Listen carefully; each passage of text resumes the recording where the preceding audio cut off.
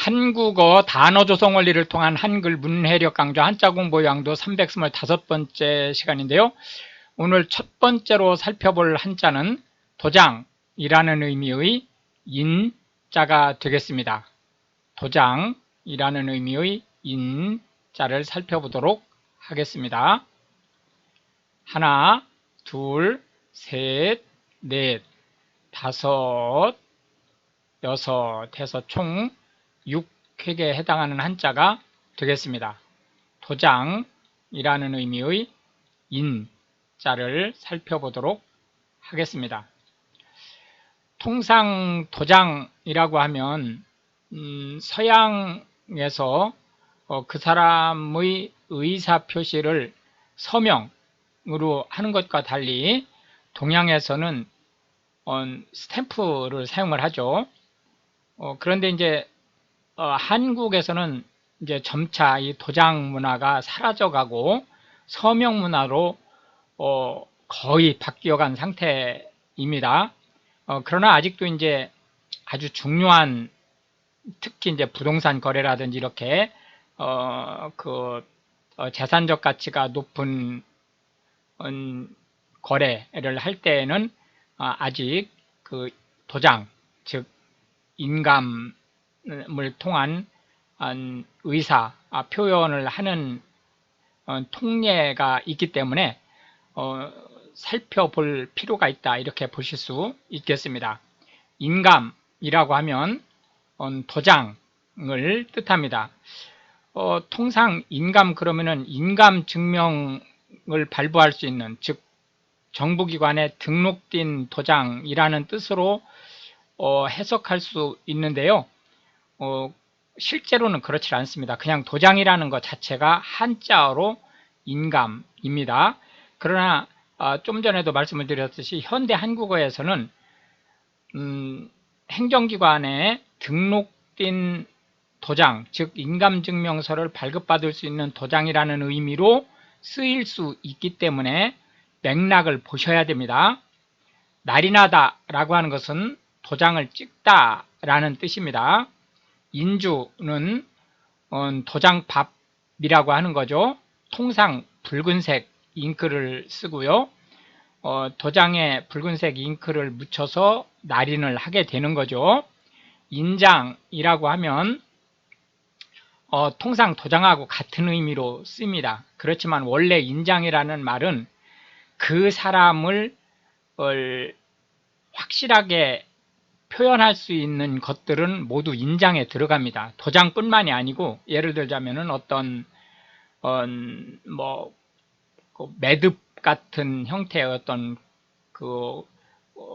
소지품, 이런 것들도 인장에 들어가는 겁니다. 그러나 이제 지금 현대 한국어에서는 인장하면 도장만 인장으로 통용된다 라고 이제 보시면 되겠습니다.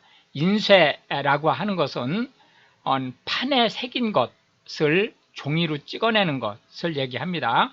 판에 새긴 것은 이제 통상 이제 글씨가 되겠지만 그림일 수도 있고요. 그 종류는 다양할 수 있죠. 각인이라고 하는 것은 인감을 파는 것을 얘기하는 거고요. 즉 도장을 만드는 것이죠. 인상이라고 하는 것은 어떤 사람에 대한 느낌을 얘기합니다. 꼭 사람뿐만이 아니고 동물일 수도 있고요. 어떤 경치라든지 이런 거일 수도 있어요.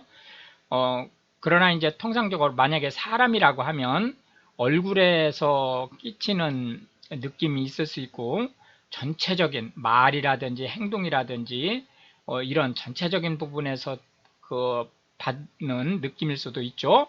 이때 인상적 그러면은 기억에 오래 남을 것 같은 그러한 일이라는 의미로 쓰고 있습니다.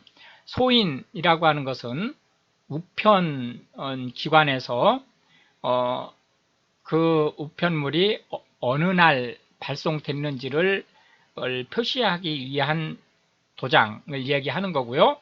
봉인이라고 하는 것은 친전을 하게 하기 위해서, 그러니까 다른 사람이 뜯어보지 못하게 하기 위해서 풀칠한 봉투 부분에 도장을 찍는 것을 얘기합니다. 이렇게 해서 인감이라는 것이 도장이라는 실물을 뜻하기 때문에 이 상대 개념으로는 서명이라는 의미의 첨자를 들어보았습니다. 두 번째로 살펴볼 한자는 각자가 되겠는데요. 물러나다 라는 의미의 한자가 되겠습니다. 해서 각자를 살펴보도록 하겠습니다. 물러나다 라는 의미의 각자가 되겠습니다. 둘, 셋, 넷, 다섯, 여섯, 일곱 해서 총 7획에 해당하는 한자가 되겠습니다. 물러나다 라는 의미의 각자를 살펴보고 있습니다. 퇴각하다 라고 하는 것은 군 작전에서 철수하다, 물러나다 라는 뜻을 가지고 있고요. 기각하다 라고 하는 것은 어떤 그 소송의 형식적 요건은 갖춰져 있는데 내용을 살펴보니까 사실상 재판을 할 필요가 없다, 재판을 할 실익이 없다 라고 해서 재판으로 넘기지 않는 결정을 얘기합니다. 각하라고 하는 것은 기각하고 똑같은 건데요. 실제 이제 기각이 전체 그 재판에서 통용되는 데 반해서 각하는 통상적으로 행정소송에 주로 쓰이는 용어로 보시면 되겠습니다. 조각이라고 하는 것은 중단시키는 것을 얘기하는데요. 위법성 조각이라고 하는 것은 원래는 위법한 일인데 여러 가지 사정을 종합해 본 결과 그것이 위법성이 있다고 판단하기 어렵다라고 해서 위법성을 없애는 그러한 결정을 얘기하는 거고, 거기에 따른 사유, 그런 위법성이 조각되는 사유에 대한 그 얘기를 위법성 조각 사유라고 얘기를 합니다. 예를 들자면 정당방위라든지 이런 것들이 이제 위법성 조각 사유가 되는 거죠. 뭐 미성년자라든지 이런 것들이. 망각하다라고 하는 것은 잊어버리다라는 뜻이고요. 대손상각이라고 하는 것은 채권이 불량이 되어서 회수할 수 없는 상태가 되었을 때 일정 기간 동안 추심을 해도 도저히 해결이 안 된다라고 할 때 손실로 처리하는 것을 얘기합니다. 매각하다라고 하는 것은 팔아치우다 라는 뜻이고, 각설하다라고 하는 것은 하던 얘기를 중단하고 주제를, 화제를 다른 것으로 돌리다 라는 뜻을 가지고 있습니다. 소각하다라고 하는 것은 불태워 없애다 라는 뜻을 가지고 있습니다. 해서 각이 물러나다 라는 뜻을 가지고 있기 때문에 전진하다 라는 의미의 진, 앞으로 나가다 라는 의미의 진자를 상대 개념으로 살펴보았습니다. 마지막 살펴볼 한자는 내 자가 되겠는데요. 어찌라는 의미를 가지고 있고요. 명사로 사과나무라는 뜻을 가지고 있습니다.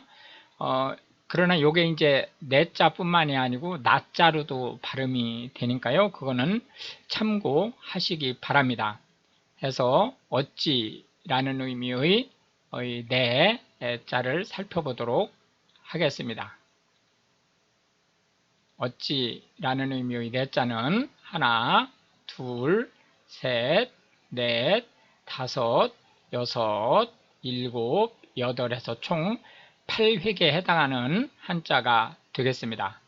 어찌라는 의미의 네 자를 살펴보고 있습니다. 막무가내 하면 도저히 어찌할 수 없을 정도로 고집을 피우는 것을 얘기합니다. 나락이라고 하는 것은 불교 용어죠. 생전에 잘못을 한 죄를 많이 지은 사람을 보내는 일종의 지옥입니다. 끝이 없는 지옥. 성경에서도 그 무저갱이라는 말이 나오죠. 그 바닥이 없는 그러한 그 지옥을 얘기하는 거고요. 실제 이 나락이라는 말은 이제 불교 용어에서 일반 용어로 확대되면서 도저히 해결될 수 없을 것 같은, 헤쳐나갈 수 없을 것 같은 절망적인 상태라는 의미로 쓰이고 있습니다. 내무랑은 신라 17대 왕으로 신라의 왕권을 강화해서 신라가 이제 그 고대 국가로서 면모를 제대로 갖추게 하는데 혁혁한 공을 세운 왕입니다. 이렇게 해서 이제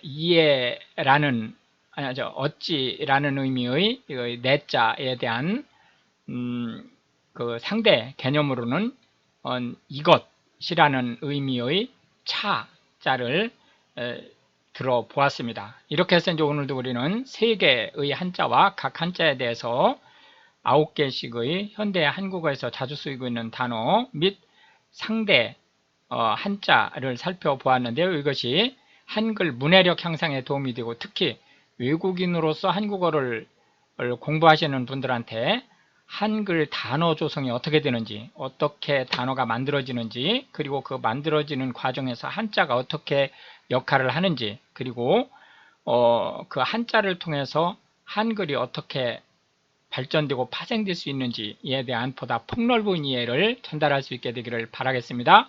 시청해 주셔서 감사하고 우크라이나를 위해 기도해 주시면 더욱 감사하겠습니다.